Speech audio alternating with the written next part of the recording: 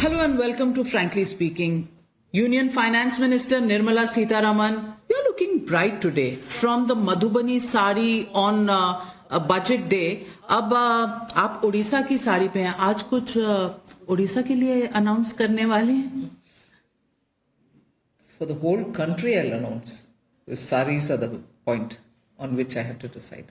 But that was a dedication to a wonderful artist of Madhubani. And she gave it to me with great affection and whispered into my ears, use it on budget day. And therefore I thought it was absolutely a duty on me to honor her. पर थोड़ा coincidence नहीं है कि बिहार के चुनाव आ रहे हैं और बजट पर आपने मधुबनी साड़ी पहनी. कोइंसिडेंस है ये साड़ी इसी साल में कुछ महीने पहले आपको प्रेजेंट हुई थी, क्योंकि विपक्ष इसमें बहुत से कोइंसिडेंसेस और एक पॉलिटिकल एजेंडा भी देख रहा है. तो गलती क्या है उसमें? गलती क्या है? Yes, I appreciate Bihar. I like the people of Bihar, Mithilanchal in particular. What a beautiful area it is. And उसमें कितने कलाकार है, कितना सुंदरता है उनके बोल चाल में और उनके भाषा. So sweet to hear. So I honestly do feel for them. मेरे मन में उनके लिए भावना है, इसीलिए मैं पहना. उसमें गलती क्या है भाई? भावनाएं आपकी अगर बात आ ही गई है तो मैं भावनाओं पर पूछना चाहती हूं. बजट से पहले बहुत से मीम्स होते थे कि Nirmala Sitharaman finance minister, tax minister हैं, सिर्फ टैक्स करती हैं. इतने सारे मीम्स आया करते थे. इस बार जो आपने मिडिल क्लास के लिए ये जो टैक्स बोनांजा दिया है, क्या वो कोई मीम्स का असर है? आप अपने लिए एक इमेज मेकओवर करना चाहती थी? लोग पूछ रहे हैं कि भाई मौला मेरे ले ले मेरी जान, मिडिल क्लास ने इतने सालों से इतना कुछ मांगा, आपने इस बार छप्पर फाड़ के इसी बार क्यों दिया? ये बहुत काम करने के बाद ही हमने किया है. जुलाई बजट के समय से लगातार टैक्स पेयर का सम्मान के लिए कुछ करना है, ये माननीय मोदी जी का इच्छा था. और टैक्स पेयर को सम्मान करने के विषय में वो लगातार 2021 बजट, 22 बजट सब में हमें गाइडेंस देते थे कि अच्छा रेगुलर टैक्स पेयर को कुछ सर्टिफिकेट दो, चार्टर ले आओ कि हम अच्छा क्या करेंगे, उनको सम्मान के लिए क्या करेंगे. सो टैक्स पेयर का चार्टर भी रिलीज किए, फेसलेस असेसमेंट ले आए, फिर उसको अपील में भी लेके गए, जिससे टैक्स पेयर का सम्मान हो, उनका कुछ तंग ना करें. ऐसे उस मकसद से हमने 4-5 साल से काम करते आ रहे हैं. उस श्रृंखला में ये भी एक है.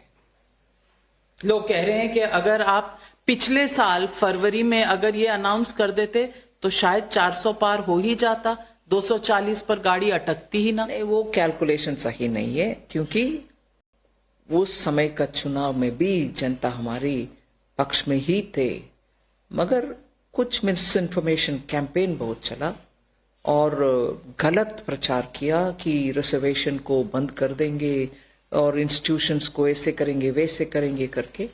इसीलिए उस दुष्प्रचार के कारण लोगों के मन में शायद कुछ डर संभावना आ गई बस. लेकिन अगर टैक्स कम कर देते तो वो दुष्प्रचार भी साइड हो जाता. तब आपको मिडिल क्लास की याद क्यों नहीं आई? आज क्यों आई? सवाल ये भी पूछ रहे हैं. नहीं, ये जरूर पत्रकार के मन में ऐसे बहुत सारे पोस्टमार्टम करने के बाद ज्ञान दिलाएंगे जर्नलिस्ट, उसको हम सुन लेते हैं.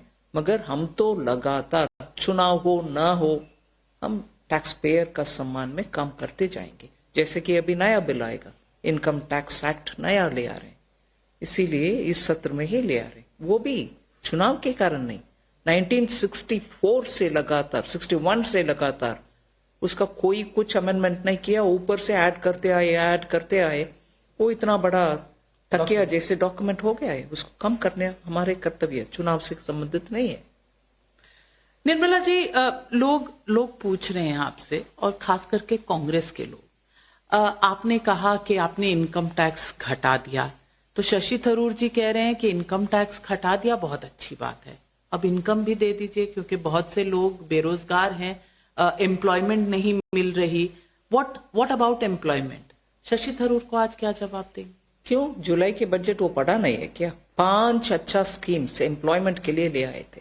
उसमें एक स्कीम, उस 5 में से एक स्कीम इंटर्नशिप का भी, जिससे जिनको अभी तक रोजगार के अवसर ही नहीं प्राप्त हुआ, शायद उनके स्किल सेट बढ़ाने हो, उनके एक्सपोजर बढ़ाने हो, उनको इंटर्नशिप स्कीम ले आए। वो बाकी 4 में रोजगार उत्पन्न करने के लिए ही हमने स्कीम ले आए। और उसके अलावा रोजगार मेला, जो सरकार में जो सैंक्शनड पोजीशंस है, उसको भरपाई करने के लिए 2 महीने के एक बार, पहले तो अक्टूबर 22 से लेकर 23 तक हर महीने 10 लाख 5 लाख ऐसे जॉब्स देते आए, अभी भी दे रहे हैं।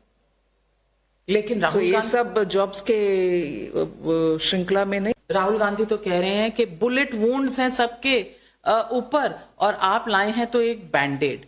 राहुल गांधी को क्या करें? मुझे दुख लगता है कि एम्प्लॉयमेंट जैसे एक युवाओं को टच करने वाले टॉपिक के ऊपर वो हल्के फुल्के से बात करते हैं। बुलेट वुंड मैंडेट डाल रही हो, नहीं, आप बताओ भाई, आपके 10 साल में इकोनॉमी को ऐसे छोड़ कर गए, उसको सही करके अभी हम जॉब्स दे रहे हैं। उस समय के ग्रोथ का भी लोग बोलते थे कि जॉबलेस ग्रोथ है, बोलते हैं ना, हमारे टाइम पर ग्रोथ इतना हुआ उतना हुआ। उस समय भी आपने कुछ कर नहीं पाए, हम कर रहे हैं, जॉब्स दे रहे हैं, जॉब्स के लिए स्कीम ले आ रहे हैं, गवर्नमेंट में भर्ती कर रहे हैं। सो उनका किसी भी सीरियस टॉपिक जिसके ऊपर हमारे युवा, हमारी महिला का बहुत ध्यान जाता है, कंसर्न रहता है, उसके ऊपर कोई सीरियस डिबेट का उनके साथ चांस ही नहीं है, क्योंकि हल्के में कुछ बात करते हैं, चले जाते हैं। लेकिन आज उन्होंने कहा है China has left this world behind, specially India behind, because artificial intelligence, China ने इतनी लीड ले ली है। वो कह रहे हैं कि कास्ट सेंसस में आर्टिफिशियल इंटेलिजेंस को यूज करके एम्पावरमेंट होना चाहिए, क्योंकि हमारे यहाँ बैकवर्ड क्लासेस ज्यादा हैं।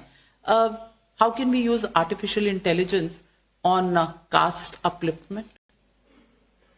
मैं किसी का बात को बोरो करते हुए एक जवाब देना चाहती हूँ इसको, इसलिए कि वो अच्छा लगा मुझे। पहले आर्टिफिशियल इंटेलिजेंस को उपयोग करते हुए कांग्रेस पार्टी को सुधारो, कांग्रेस पार्टी का नेतृत्व को तोड़ो और सक्षम बनाओ। I am borrowing this words from home, I'll disclose that sometime to you.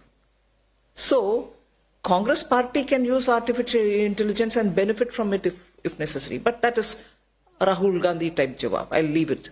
But honestly, artificial intelligence के ऊपर जुलाई बजट में मैंने अनाउंस किया और आज लागू हो रही है centre of excellence for artificial intelligence, particularly for agriculture, particularly for health, particularly for urban cities, अभी particularly also for one more area, education। और आर्टिफिशियल इंटेलिजेंस में हमारे स्किल सेट्स बढ़ाए हमारे युवा को, इसीलिए स्किलिंग में भी आर्टिफिशियल इंटेलिजेंस को सिखाने के लिए उसमें कैसे टूल्स बनाना है, उस टूल्स को कैसे उपयोग में ले आना है, उसके लिए ITI स्तर पर में हर राज्य में इक्विपमेंट्स के लिए हम इन्वेस्ट कर रहे हैं और ट्रेनर्स को ले आ रहे हैं। ये सब आर्टिफिशियल इंटेलिजेंस इस देश में बढ़ाने के लिए। और वैसे भी हमारे एंटरप्रेन्योर्स आज आर्टिफिशियल इंटेलिजेंस में इतना प्रोग्रेस कर रहे हैं अपने आप में, और with some support from probably some governments, state governments and central government, हम उसको आगे और स्पीडी से लेके जाने के लिए इतने सारे ले आ रहे हैं। मगर इनका उसमें भी आर्टिफिशियल इंटेलिजेंस को यूज करते हुए कैश सेंसस, प्रोग्रेशन में भी रिग्रेसिव थॉट को ले आने में माहिर है Rahul Gandhi. This is that.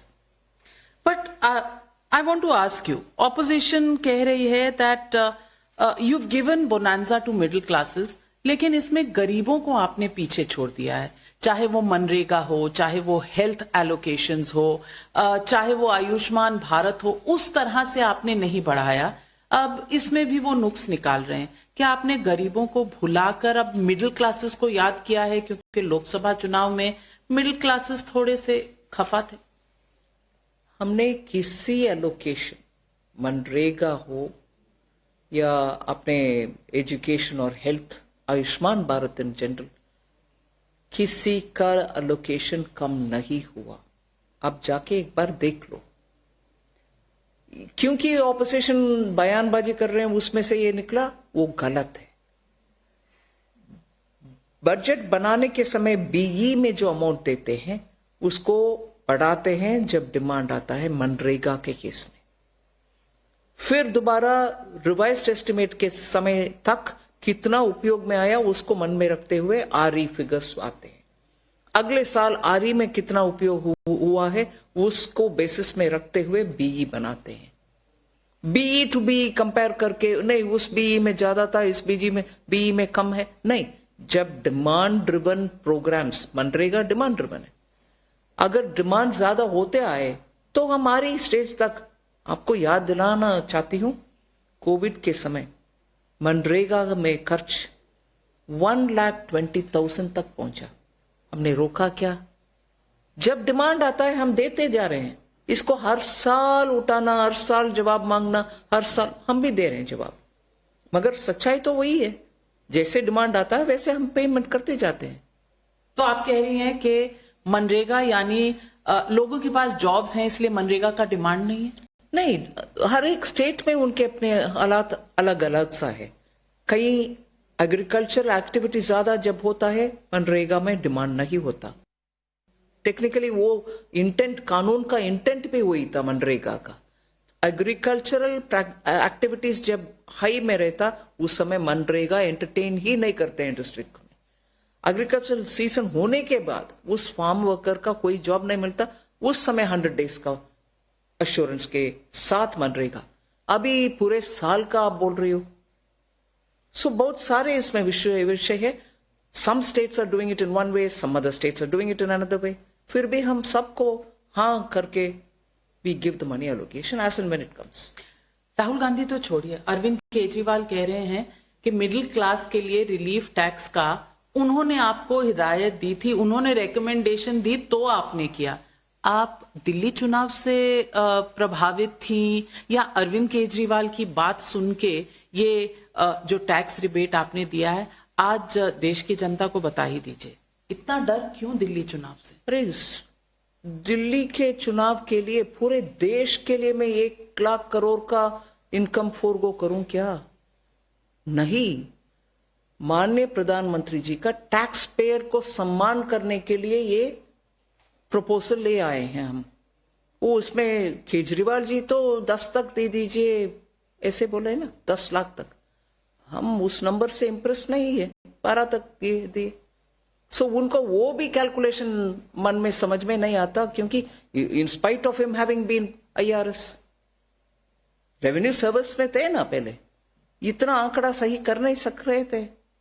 लेकिन आज दिल्ली में जितने भी एडवर्टाइजमेंट छपे हैं चुनाव के लिए, उसमें बीजेपी ने ये लाइन तो यूज की है कि दिल्ली की जनता के लिए टैक्स रिबेट। उपयोग उनको भी आएगा क्या? नहीं, बिल्कुल आएगा। इसीलिए हम बोल रहे हैं उनको भी उपयोगी है, पूरे देश का भी उपयोगी है। हम tax payer only from Delhi बोला है कि नहीं, मगर tax payer of Delhi excluded किए क्या? वो भी नहीं। तो अरविंद केजरीवाल की बात मानी कि नहीं मानी आपने? आज अरविंद केजरीवाल को तो कुछ कह दीजिए। अरविंद केजरीवाल की बात वो खुद नहीं मानते। उनके अपने आप को वो बोलते हैं मैं तो परपेचुअल, क्या बोलते हैं, अनार्किस्ट हूं। हम उस बात को मानेंगे क्या? ऐसे ही वो बोले दिल्ली को पेरिस बना देंगे, लंदन बना देंगे। उस बात को वो खुद नहीं माना, खुद नहीं माना। नहीं तो दिल्ली तो अभी राजधानी, देश के राजधानी पेरिस जैसे होना था। वो he doesn't believe in his own words, दूसरे कैसे मानेंगे? निर्मला जी, मैं कुछ मीम्स आपको दिखाना चाहती हूँ। ये मीम्स खास करके बिहार को दिखा रहे हैं। इस मीम में है कि गोद में बिहार ऊपर उठ गया और बाकी स्टेट नीचे हो गए। लोग कह रहे हैं कि बिहार में वो जो मखाना बोर्ड आपने बनाया है तो उसमें लोग दिखा रहे हैं गोविंदा, अमिताभ बच्चन, माधुरी दीक्षित नाच रहे हैं। ये बिहार की वजह से आपने बाकी सारे स्टेट्स को इग्नोर कर दिया, ये आप पे चार्ज है, हाउ वुड यू रिस्पॉन्ड? उनको ही मालूम है ये गलत है, और ऐसे आरोप लगाना एक दिन के लिए अच्छा लगता है उनको। बाद में उनसे पूछिएगा आप, पैसा गया कि नहीं।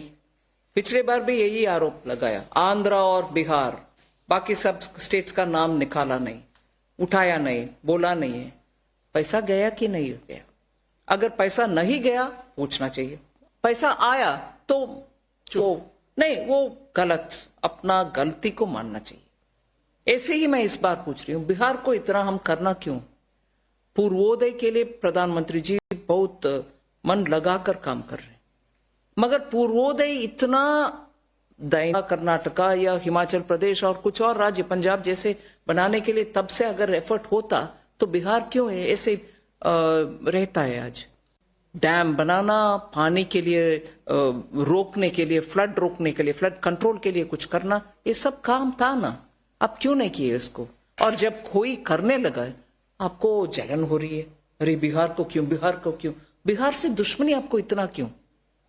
बिहार को करना नहीं है। But they are saying that M.K. Stalin is saying why not for Tamil Nadu, Mr. Pinarayi Vijayan is saying why not for Kerala. ये क्यों? तमिलनाडु में तूतुकुड़ी में बहुत बड़ा प्रोजेक्ट हमने नहीं दिया, मेट्रो के पैसा नहीं दिया तमिलनाडु में। ये केरला में ऐसे ही 40-50 इयर्स से पेंडिंग रोड प्रोजेक्ट्स को किसने करवाया, काम कंप्लीट किसने करवाया? मोदी जी है ना। I want to ask you, for popcorn controversy that happened, does that have a bearing on some of the decisions that are taken? I know you were trolled, and again, billions of memes. Nirmala ji, I want to ask you, does it impact you, at an emotional level, at a decision-making level, when people go after you in this manner? What did that one controversy mean to you? No, I don't allow that to worry me in the negative sense, but I take it as people have a viewpoint.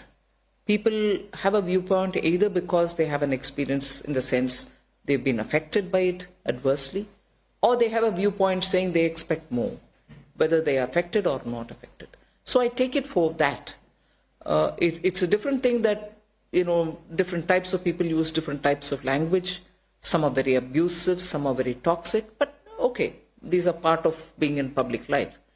But I certainly take it in my course of work, and where I should do some kind of a introspection and correction, I definitely do it, because there is a very powerful tool for me to get the viewpoints, and therefore I take it for that.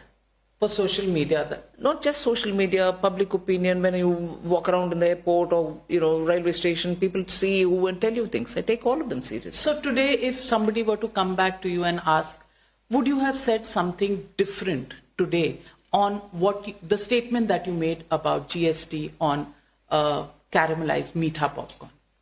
Navika, that was a very complex issue. I had to announce the clarification which the GST Council had taken.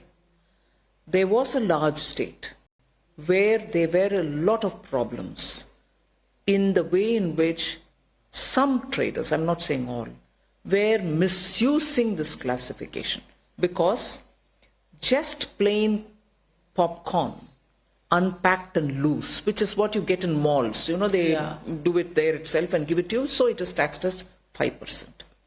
And there are places where packed, pre-packed and sealed come at 18%.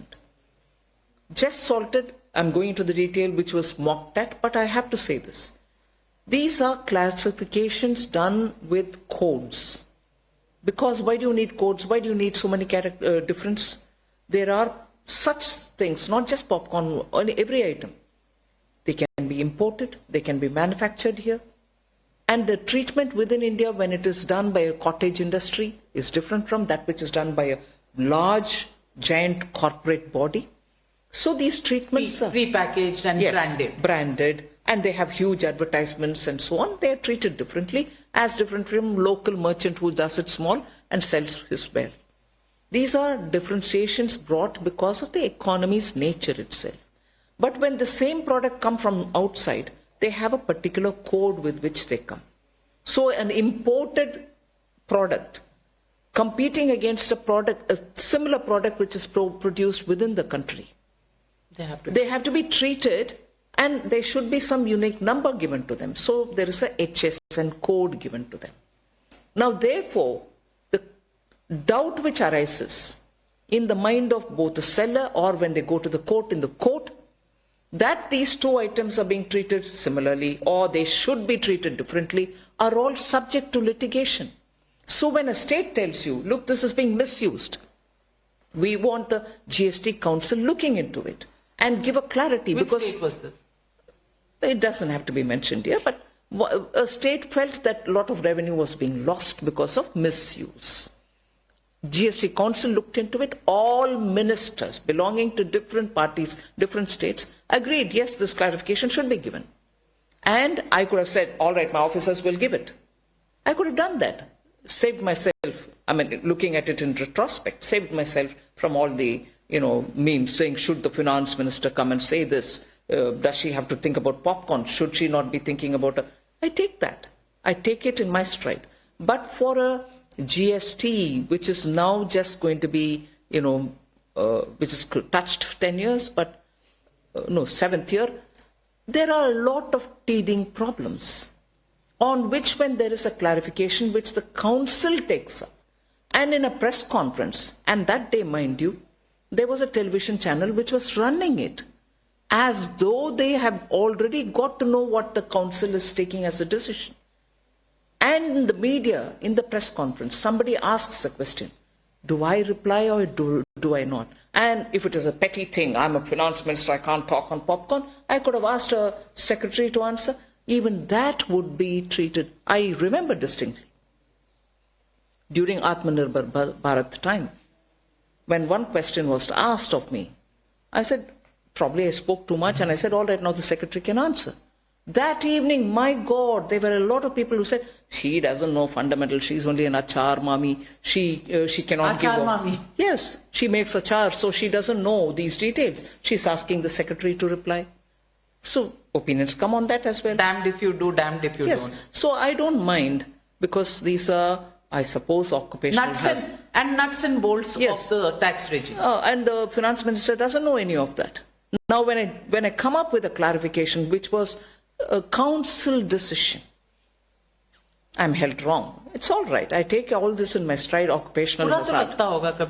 Because people don't... human. No, you don't go into the fullest context as to why was there a need for me to clarify.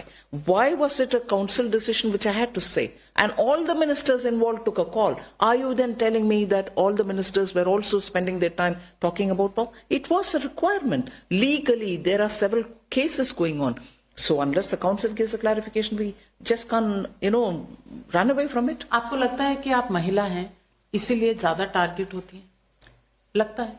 Well, today I would say महिला है फिर भी appreciation भी आता है. लेकिन थोड़ा सा ज़्यादा अपने आप को प्रूव करना होता है. That is a truth. Easy target. I suppose in every profession, no?